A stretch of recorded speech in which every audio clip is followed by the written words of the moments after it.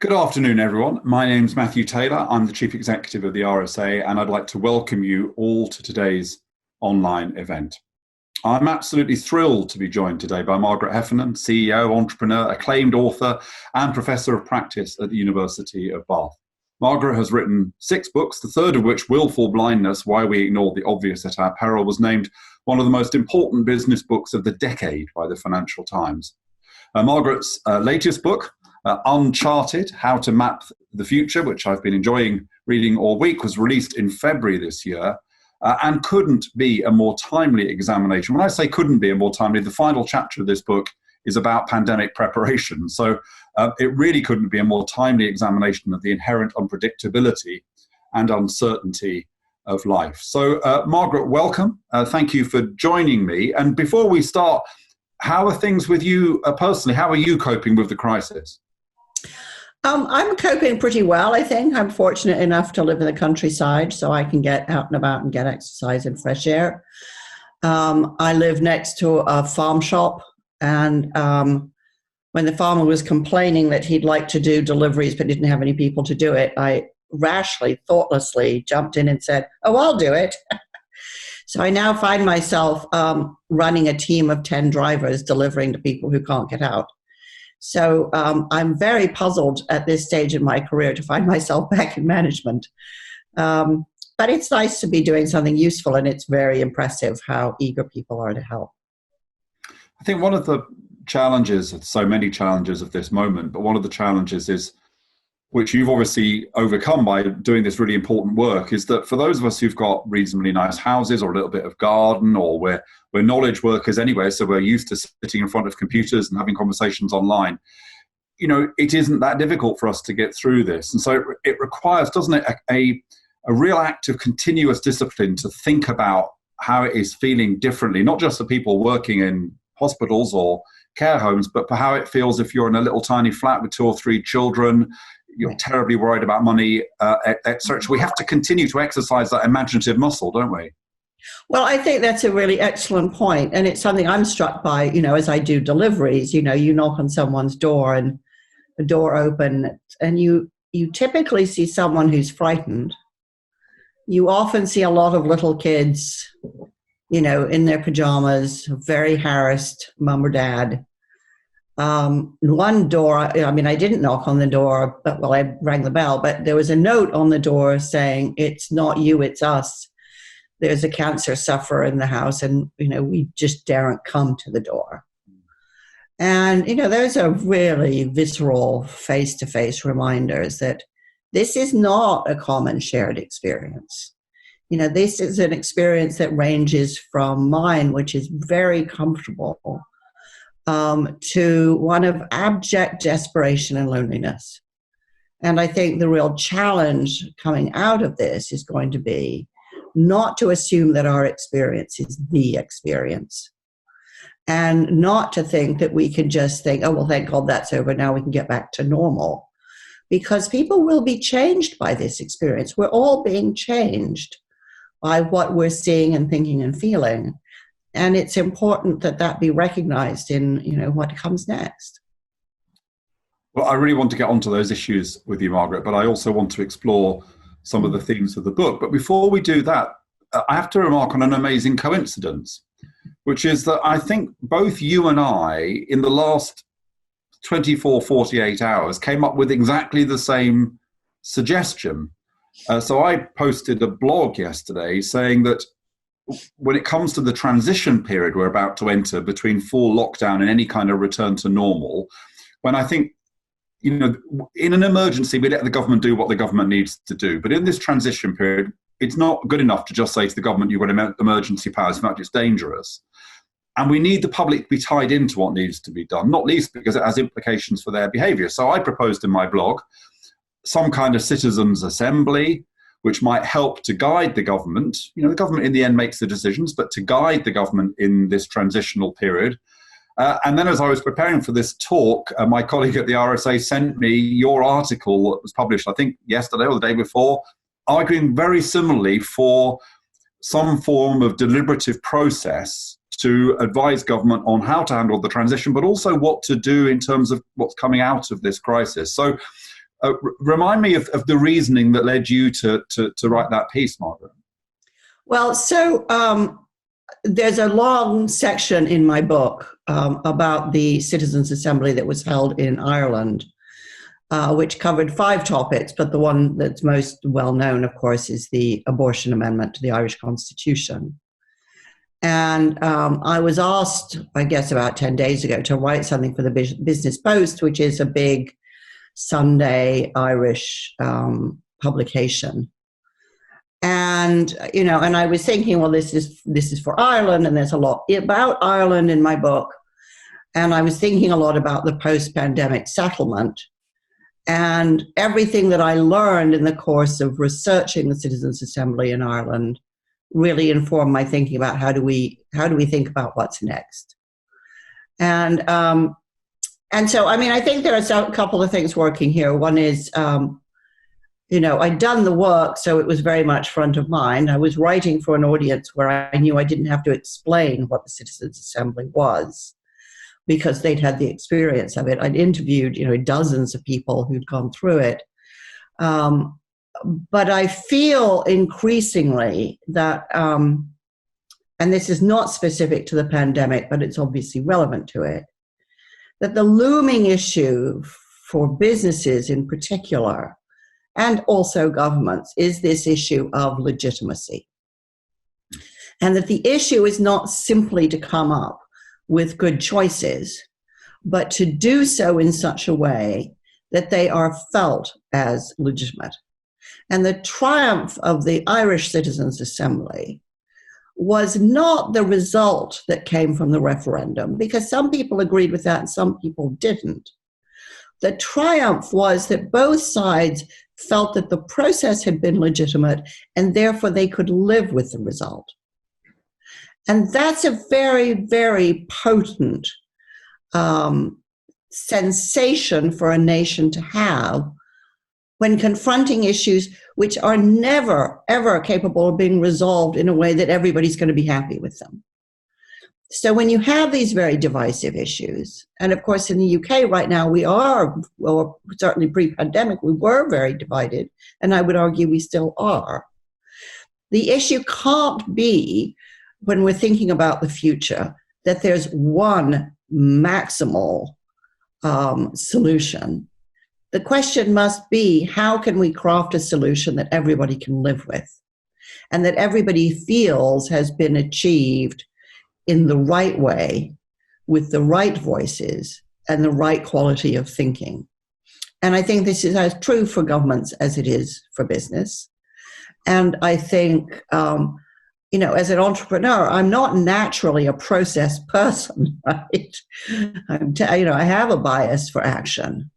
But increasingly, I think that a lot of the mess we're in is because we jumped to conclusions that other people didn't understand or can't accept. And that's where having not put the right process in place really messes us up.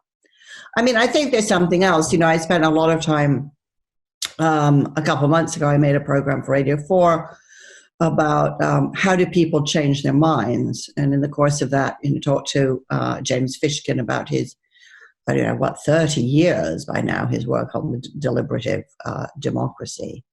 And it's very clear that the process of citizens' assembly or deliberative processes creates an environment in which people think better and definitely do change their minds. And the left goes right, and the right goes left, and the center goes left or right, you know, but this myth that we've been saddled with, that people never change their minds, they're too biased to do so, I think is exceptionally dangerous, and it's wrong.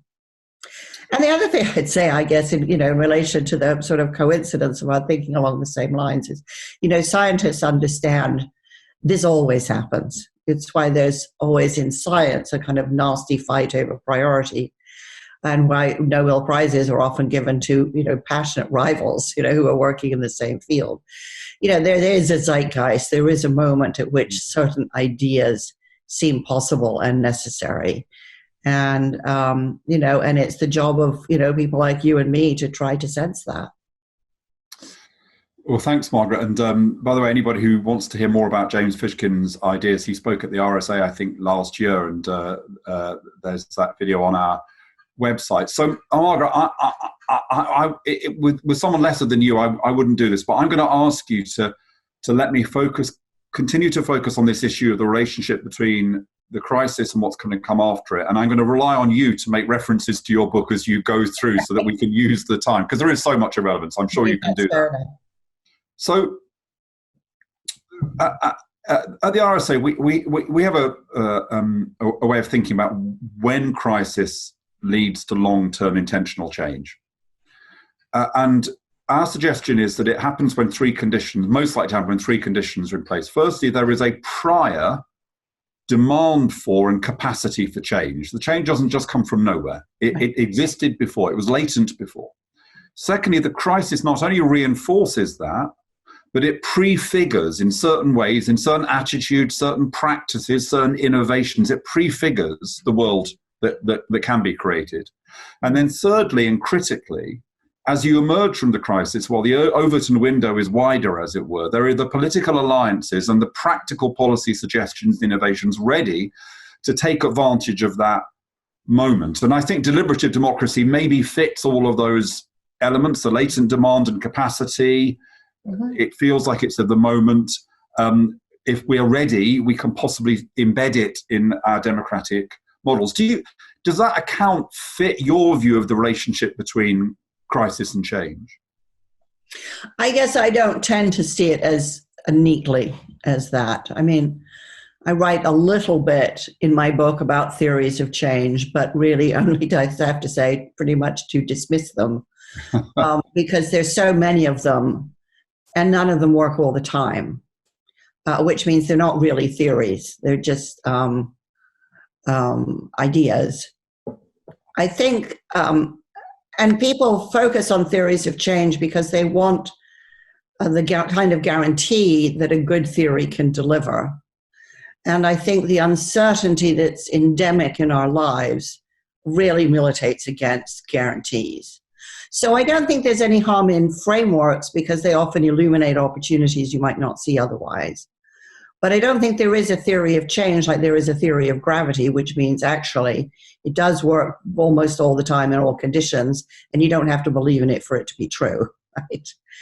I think, the reason my book ends talking about pandemics is because people who've been thinking about pandemics, I think, are some of the finest thinkers about in the area of thinking about the future. But also a pandemic is intrinsically uncertain. And as such, I think it's quite an excellent way of thinking about not just epidemics, but life in general. So the thing that's true of an epidemic is it is generally certain. There have always been epidemics. All epidemiologists think there always will be. So they are generally certain, but they are specifically ambiguous. We don't know when they're going to break out, or where they're going to break out, or what the disease will be. And because every single one of them is unique, you can't deliver a profile of epidemics to look for and therefore spot early, and neither can you come up with a perfect profile that's going to fit responsiveness every single time. So they demand very high levels, of adaptability, and they demand very high levels of situational creativity, if you like. But what they teach us is that however smart we are, however much data we have, however cool the technology is, however vigilant we are, there is always, always, always, always going to be uncertainty in life. And one of the big arguments in my book is I think we've been lulled by technology and by people who would inflate the capability of technology. We've been lulled into a belief that everything in life can be predictable. And I think that's wrong. I think it's a deeply miserable view of human life, and I think it specifically reduces our capacity to respond. So, the majority of my book is really, once you accept uncertainty is with us for keeps, what are the different ways you can think about it? And I think certainly crises release, as you say, they kind of release or reveal the latent capacity. But there's a really interesting question, which is, if that's the case, why don't we look for it anyway? Why don't we look before a crisis? Why don't we keep thinking about life as I would say entrepreneurs think about life, to say, well, what is here that, is changing? Where is there a capacity for something better? Where do we confront something that actually just doesn't work very well? I mean, I would dearly, dearly love to think that this crisis will provoke experimentation and openness to new ideas in a way that will enhance our democracy. That is the best hope I can think of coming out of this. But there will always be a question in my mind, which was, what on earth made us think that for 70 years we could just leave democracy and let it become as stultified and archaic as in fact it became? And let us take a much more proactive view to the future and not just think, well, maybe we can stop it hitting us. Let's think about actually the future is something we are all engaged in, we are all involved in, and that we can all influence. So let's start thinking proactively instead of defensively about the future. And let us do that together, because it's a better way to think. One of the, I feel suitably chastened about my tendency to want kind of schematic accounts of the world. But one of the thoughts that your book reminded me of is the importance of contingency in human affairs on the one hand, and the importance of people of the choices that they make. And you refer, of course, to the AIDS crisis. And as somebody who's old enough to remember that, I think one of the things I think it's important to share with people is that there was a point in that time, when it felt like it go in a very different direction to the way that it went. It felt early on as though there was, what was likely to happen was that the communities who were most affected by the illness, and particularly the gay community, would kind of retreat. It would hide away even more than it had hidden away in the past, and that the government would handle it by scapegoating those groups. I remember they used to put the 3 H's: homosexuals, haemophiliacs, and Haitians, and say, well, look, it's your problem, in a way that we saw Donald Trump trying to do about the virus this time. But somehow in the middle of that, neither of those things came to pass. And instead what happened was that the communities that were affected came out onto the streets. Gay men who were very, very sick came out and argued and fought for their rights, and similarly, and governments, generally speaking, realized that in order to protect their populations, they shouldn't scapegoat people. They shouldn't increase fear. They should talk to people honestly about the nature of this illness and what people had to do. And the consequence of this was behavior change in the communities that were affected, fast tracking of a treatment, which means that HIV/AIDS is no longer even a chronic illness, and in time, changes to laws and attitudes which led to liberation for the gay and lesbian community. It's really important, isn't it, to remember that it could have gone both ways, and no predictive model would have told you which way it was going to go. It was because of human beings and the way they acted in that moment. So I think this is really important, and I'm really pleased you drew that out, because I think probably doing the research for that chapter changed me more than any other part of the book. And every book, has changed me because it changes my understanding. But certainly talking to people who lived through this period, who did not expect to be alive today, was an extraordinary experience. And I think, and I was alive during when the AIDS crisis started. I mean, I was a sentient professional grown-up, and I still think I didn't even begin to understand how awful it was. I mean, it isn't that people thought the gay community would retreat.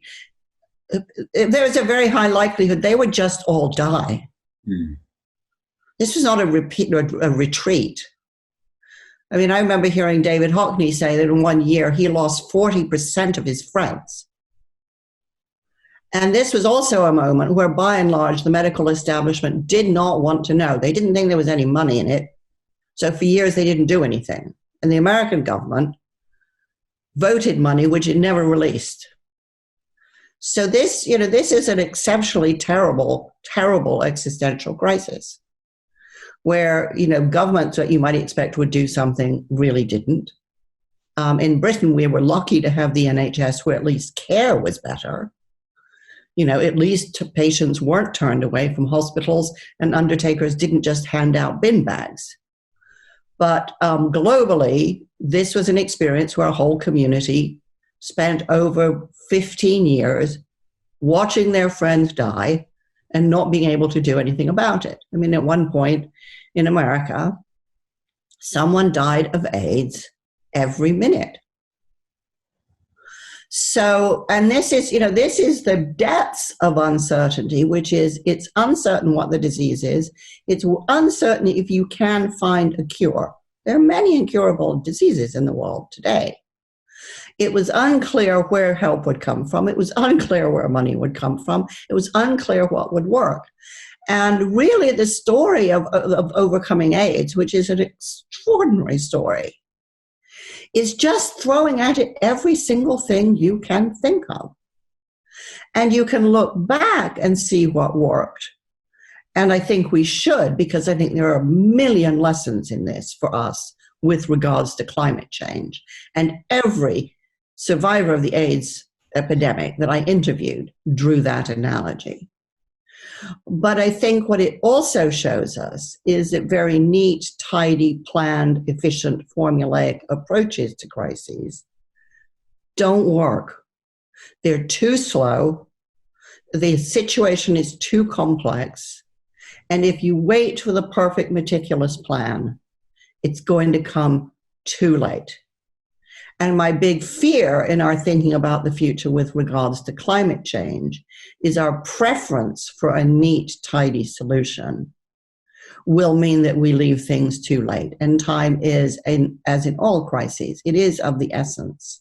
And I don't think we can afford to wait for that neat, joined up, globalized plan. I mean, I'd love one to emerge, but we have wasted 30 years waiting for one to emerge. So I think it's all hands on deck now. I think that what we should do will emerge, and I think there's a lot we can learn from the AIDS crisis about how that happens. Specifically, two things really. As one of Rupert Whittaker said to me, who was a friend of Terence Higgins, he said, in the end, what worked was expertise and shame. Right, shame that got pharmaceutical companies eventually to do something, and expertise, which was the gay community, understood as much about AIDS and drug development as pharma did, so that although they started as bitter foes, they could end up working together. And I think there's a very difficult lesson to swallow in this, which is actually when it comes to climate change, we are going to have to sit down with fossil fuel companies because we need everybody and we need every form of expertise if we're going to do what needs to get done in the next 10 years. Margaret, you've, as I said, you've challenged a kind of over-schematic view of the relationship between crisis and a new world. But let me try another RSA idea on you, which, again, kept coming to my mind reading Uncharted, which is we advocate as a mindset, as an approach to change. A phrase we use is that you should think like a system and act like an entrepreneur. And that idea really did come back to me again and again. That the response to uncertainty is to be able to think systemically, to be able to put that around systemic alliances of actors, but to have this readiness. Not one of the ways we put this is to say to people, don't think about the change you want to achieve. Think about the change that's actually possible given the nature of the system at the moment. Does that chime with the argument you're making in the book, Margaret? I think it's a very nice way of thinking about it. And I think it's particularly a nice way of thinking about it because as an entrepreneur, I never expected to be right first time. Right? Which is you have an idea and for whatever reason it's so compelling you think, well, let's give it a shot. And of course, investors ask you for all sorts of guarantees that this is going to make everybody rich, famous, and happy. But the truth is, in the gut of an entrepreneur says, I can't not try this. And I think that's exactly what one needs confronting uncertainty, which is if you have ideas about how you might do something better, the only way to find out if they're going to work is to try them. You can't figure it out by sitting and doing a computer simulation. You can't sit and figure it out by doing a spreadsheet simulation. You have to get out there and try it. And in the course of trying it, you learn. And in the course of learning, you change. And in the course of change, you kind of become the future and start to make it. And I think really there are two ways of thinking about this. One is to think of it as an entrepreneur. I think that's absolutely right. And I think the other way to think about it is to think about it as artists think. So artists start off with a sense of something that they want to do, and they move towards it. But again, at no point are they looking for guarantees. They take risks with themselves. Investing in the wrong project, can waste time, effort, energy, opportunity. They aren't constantly checking along the way to see, is it going to be successful? Because they know they don't know. I think as an occupation, artists contain and live with uncertainty more than any other occupation I can think of. And when it gets hard, they don't quit, because when it gets hard, they know that they're really hitting bedrock and getting somewhere. And they are also, of course, super sensors. They pick up what's going on in the world all the time because that's the way their brains work. So whether it's entrepreneurs or artists, I think both of these have a lot to teach us in terms of thinking more freely and in a less constrained mind. And I think that, the last 100 years of scientific management has spectacularly constrained people's capacity to think imaginatively. We've become rather obsessed with incrementalized change. Make it a little bit better and then a little bit better and fix some more bugs and make it a little bit better. Do A/B testing. And there's nothing wrong with that, except that it won't get you to a great idea. It'll take an okay idea and make it better. But in terms of really fresh thinking and understanding, the huge opportunities that lurk within a system, it won't get you there. So I think, I think that our obsession with scientific management and incrementalization, the fault with it is simply that it's become such a dominant way of thinking.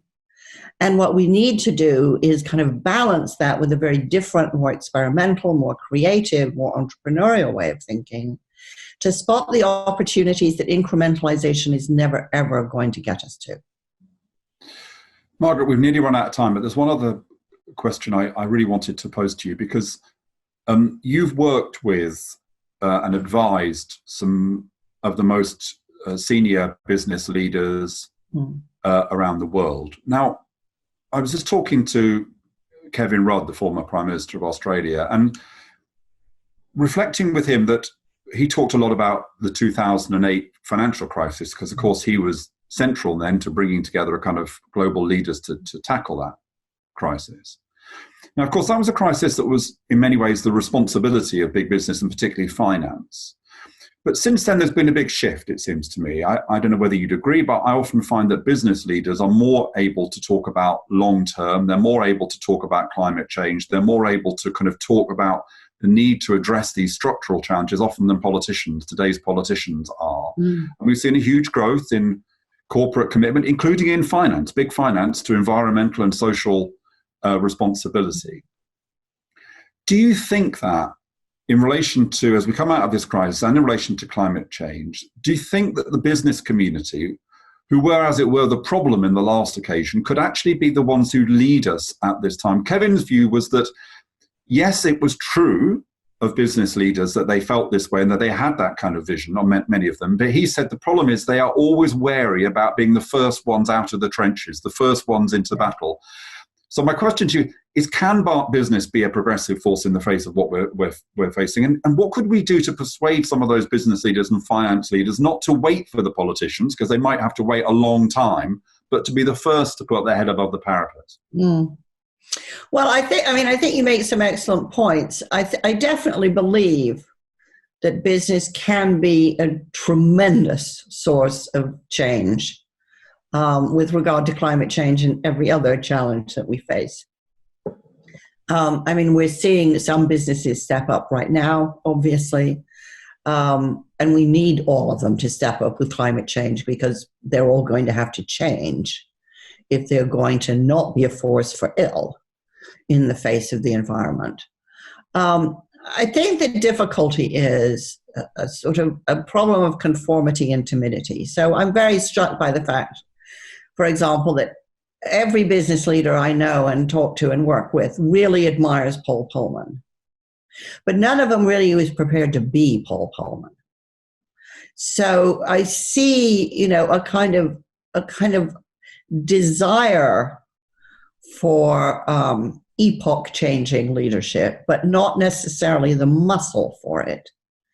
And there are lots of alibis provided for this in terms of shareholder value and stuff like that. But I think there's a kind of, there's a sort of thing where nobody really wants to go first. And whether this crisis, the pandemic crisis, will change that, I really don't know. Certainly everybody's paying a lot more lip service to looking after people and their employees and their workforce, and maybe even in some cases suppliers. So there's a deeper recognition now, I think, than there was pre-pandemic, of the fundamental, ineradicable relationship between business and society, and an understanding that actually without society there is no business. But whether they'll really whether business leaders will really take courage from this, or whether they'll just yearn for a return to business as usual and what seems like a simpler way of life, I think that's going to be the defining question of our age. I think post-crisis there will be crisis exhaustion. And that's dangerous because we have a bigger crisis than a pandemic facing us. And I guess I would go back to my book and, and if again thinking about, the AIDS crisis, what solved that? What solved it was everybody and everything. And so, yes, I think we need business, and I think there's huge capacity in business and in the workforces in business, a huge latent energy for change and bold initiative, hugely among young people in particular. So of course we need business. Of course we need government. We need government that's more adaptable, more responsive and better at listening, more creative, less hidebound, less celebritized, and more prepared to try stuff and acknowledge when it does work and when it doesn't work, and not to be, strung up at the nearest lamppost because something turns out not to be perfect. I think we need the collective action and intelligence of the population, and we need every discipline known to man. So I think the key thing here for leadership is we need leaders with tremendous talents to convene, to bring the right cross-section of people to decision-making, to learn how to listen to each other, and to have confidence in each other's ability to craft better solutions that people can live with. And that power of convening has not typically been seen as an essential part of leadership, but I think it absolutely will be for the foreseeable future. Well, I think for anybody who wants to develop the muscles of leadership, of taking responsibility, of creativity, of living in a world of uncertainty, I can't recommend any better starting point than your book, Margaret. Thank you so much for the time that you've given us. Do get hold of Uncharted. Even presumably it's available as an ebook, Margaret. It is available as an ebook or a hardback book, and at some point when we're let go, I'll even do an audiobook. Great. And maybe we can get you in person to the RSA when things have moved on. Thank you, Margaret, very much. Before we sign off, a quick reminder to everyone watching to stay tuned to the RSA's channels and social media feeds in the coming weeks for all the latest events and podcast announcements, as well as news from our policy research team and our 30,000 strong network of fellows, all of whom are working to build a better world both during and after this crisis. Thank you again, Margaret, and thank you for watching.